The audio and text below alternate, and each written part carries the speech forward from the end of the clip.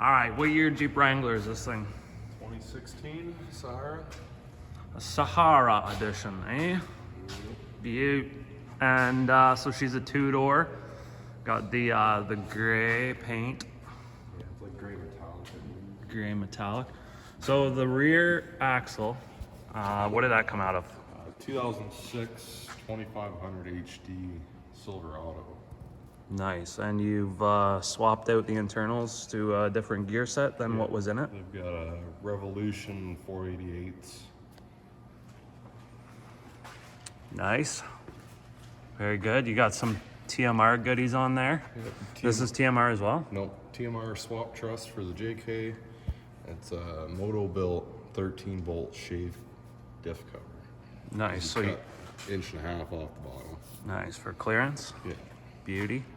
And were these like an upgrade from Dodge? They came with the lift. It's a 4-inch with it's a super lift with Bilstein shocks. Okay, nice. Yeah. And then you got some fresh brakes on it.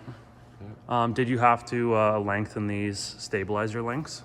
No. No, they're just factory. They're yeah, the factory links. It's got two different positions. The bolt in the back. Okay, Same as the adjustable track bar. got you. Okay, that's cool. Yep. And then you had these adapter plates so that you could use the utilize the factory. ABS sensors. Right, got you. Yeah. 62 tone wheel from TMR as well. Nice. Is this plate also TMR? Yeah. Oh yeah, it is. Billet. That's pretty nice. So what did you have to do to get this whole axle to fit? You were saying you had to flip around the links. So the rear one, no.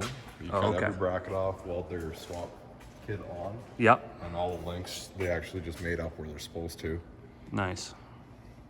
And then the front one had the swap, the lower links. It was supposed to be the top of it. Oh, okay. So the way that it curves, you just flip it around the other way. Factory one, they come in and then they like bubble inward. Okay. But because this axle's wider, you have to flip them so that they bubble outward. Gotcha. And that front axle, is it out of a GM as well, or? 2005 Ford F-250 Super Duty. So Okay, it's nice. As far as like the width of the axles or length of them, are they both the same, or did you have to? The rear one is shorter in width than the Dana 60, so that's why it's got conversion spacers that bolt on to make it the same width as this front axle. Okay. It's got the TMR high steer welded on there. Nice. Yeah, this is their high steer steering kit. Right. Comes with all the DOM and chromoly ends. Yeah. So these Heim joints. Yeah, they're chromoly high misalignment. That's cool. 2 left-hand thread, 2 right-hand thread. Nice. Makes it easier for adjusting. As far as brakes go, you had to sort of reroute the brake lines a little bit, just Factory brake line hoops behind in between here, Yep. but there's no bracketry there, so we're gonna Gotcha. run it on this outside here. Cool. Very nice. So you also upgraded the gear set in this one as well? Yep, and it also has the Revolution 488s in it with a moto built cover as well. Cool. Drive shafts, you have to go custom on that, or what did you do for the back drive shaft? What is that shaft out of? The drive shafts are out of a lifted 4-door, so they got the double cardan, however the actual pronunciation. Yep. No, I think that's right. Front and rear, but because it's out of a 4-door, I had to shorten it about 2 feet Okay. just to get the proper length in there. Right. That's nice. It's got the slip joint in there though. Yeah. And this. It's a 1310 to 1350 conversion joint, Okay. Cool. so that it bolts. So the factory yoke, would it work or no? They don't make a conversion. If I had bigger U-joint in the drive shaft, Yep. the factory 1410 yoke would have worked, but they don't make a 1310 to 1410. Okay. Or if they do, they're just stupid hard to find. Right. And then your front drive shaft, are you able to utilize the factory shaft? That's factory yoke. It's because it's a 13 joint in the front from the factory. Okay, cool. So the same 1310 to 1350 conversion joint in the front. Yep. It does appear that I'm gonna have to cut the hoopty out of here. Okay, for clearance issues? Yeah, because the drive shaft, instead of coming straight down, Yeah. the diff's actually offset over a little bit more. Right, okay. So the drive shaft will come down on an angle here. Gotcha. So it probably don't really have to, but the clearance to the drive. It would be nice just to know that you got lots of A clearance. little tight. For sure. Nice. And these, like all these upper arms, those are factory as well? They're all the control arms, they came with the 4-inch lift. Got you, okay. But with the TMR swap truss in the front, they've got rebuildable uppers. Yep. So they give you, these bolts are supplied because they're greasable. Nice.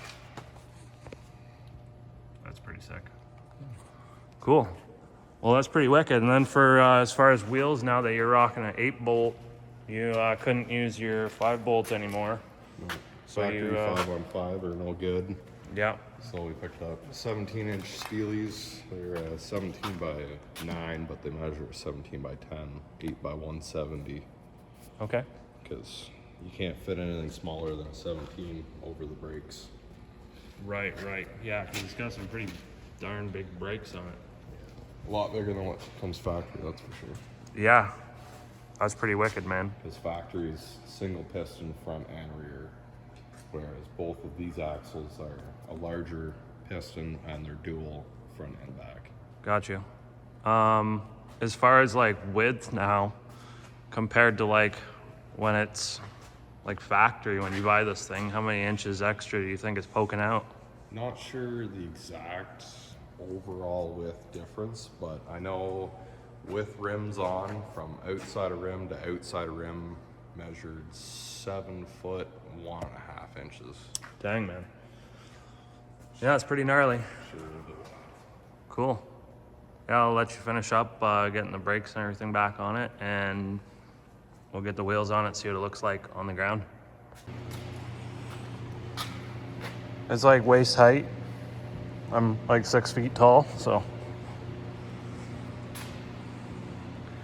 Yeah, it looks nice. Got lots of clearance now.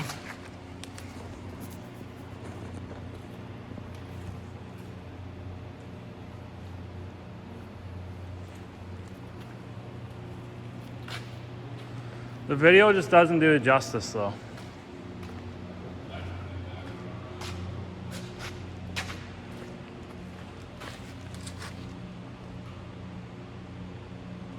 Pretty nice, man. Oh yeah, by the way, it's a stick. So, no automatic.